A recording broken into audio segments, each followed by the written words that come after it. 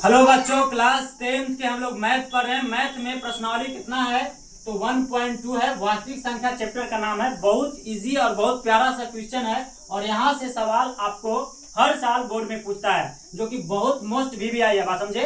तीसरा क्वेश्चन के हम लोग तीसरा सोल्व कर रहे हैं, जो कि बहुत प्यारा सा क्वेश्चन है। आइए हम लोग इसको पढ़ते हैं। तो कहता है कि अभाज्य गुणनखंड विधि द्वारा, भाई मेरे यहाँ पे ध्यान देना है सबसे पहले कि कौन विधि कहता है तो अभाज्य गुणनखंड विधि कहता है।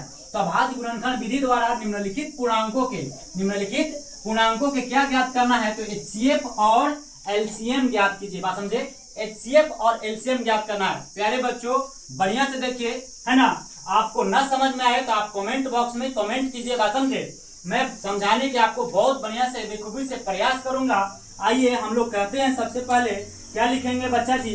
तो सबसे पहले मैथ सॉल्व करने से पहले हम लोग कहते हैं हल में हम लोग कहेंगे 8 को फैक्टर करेंगे। तो 8 को अभाज्य गुणनखंड से हल करेंगे तो कहेंगे 2 से लग जाएगा। तो 2 से लगाएंगे तो 2 चौका कितना हो जाएगा 8, और फिर 2 से लगाइए तो 2 दूनी के कितना हो जाएगा 4, और फिर से इसको लगा दीजिए तो 2 एकम 2। बात समझे। ठीक उसी प्रकार से हम लोग 9 को कर लेंगे तो 9 को कहेंगे तो तीता लिखे 9, यानी कि 3 बार में लग जाएगा, है ना। और ठीक इसको लगाएंगे तो 3 एकम कितना हो जाएगा 3। अब हम लोग कितना को लगाएंगे तो 25 को, 25 के तोड़ेंगे बच्चा जी तो कितना हो जाएगा 5 से लगेगा। तो हम लोग कहेंगे कि 5 से जब लगाएंगे तो 25 है ना। और फिर कितना हो जाएगा तो 5 एकम 5। बात समझ में यहाँ तक तो आ गया होगा, कोई दिक्कत नहीं होगा। बात समझे। आइए अब हम लोग इसको कहते हैं क्या कहेंगे तो हम लोग कहेंगे कि 8 को लिखेंगे तो 8 को हम लोग क्या लिखेंगे बच्चा जी। तो 8 को हम लोग लिखेंगे, देखिए 2 गुना 2 गुना 2 गुना 1, यानी 2 गुणा 2 गुणा 2 गुणा क्या हो जाएगा 1 हो जाएगा। यहाँ पे ध्यान दो कि 2 के गो है 3 गो है, तो यहाँ पे हम कहेंगे कि 2 के पावर 3 और गुना में क्या हो जाएगा 1। बात समझ में आ गया। अब ठीक उसी प्रकार से हम लोग 9 को लिखेंगे तो 9 बराबर क्या कहेंगे हम लोग तो यहाँ पे कहेंगे बच्चा जी 3 गुना 1, यानी इसको हम लोग लिख सकते हैं 3 के पावर 2। तो 3 के गो है 2 गो है, इसलिए 3 के पावर 2 और गुना में क्या हो जाएगा 1 हो जाएगा, है ना। ठीक उसी प्रकार से अब हम लोग क्या कहेंगे तब 25 के लिखेंगे।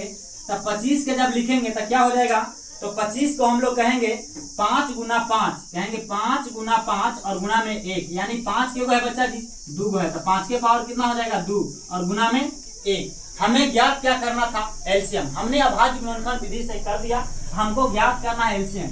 तो हम कहेंगे कितना के, देखिए बात को ध्यान दीजिए। तो हमें ज्ञात करना था आपका 8, 9 और कितना के और 25 के, कुछ के 25 के। तो हम लोग कहेंगे इसका ज्ञात क्या करना था आपका HCF, है ना। तो HCF जब ज्ञात करेंगे तो हमको बात को ध्यान में रखना है जो तीनों में होना चाहिए। जब जितना भी आपका फैक्टर दे रहे, जितना भी संख्या दे रहे और सबका फैक्टर करने पर वो संख्या जो है तीनों में आना चाहिए, है ना।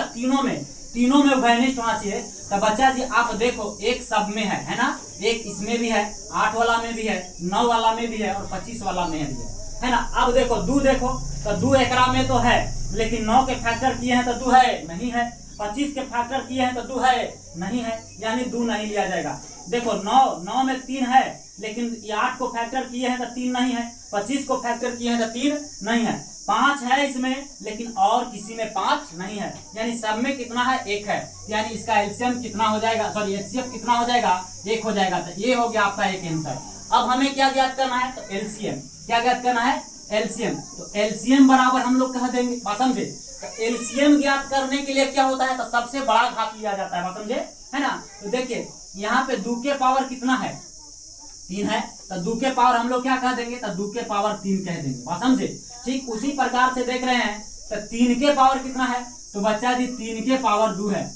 अब देखिए तो अब देख रहे हैं हम लोग कि 5 के पावर कितना है तो 5 के पावर 2 है, तो 5 के पावर कितना ले लेंगे 2 ले लेंगे।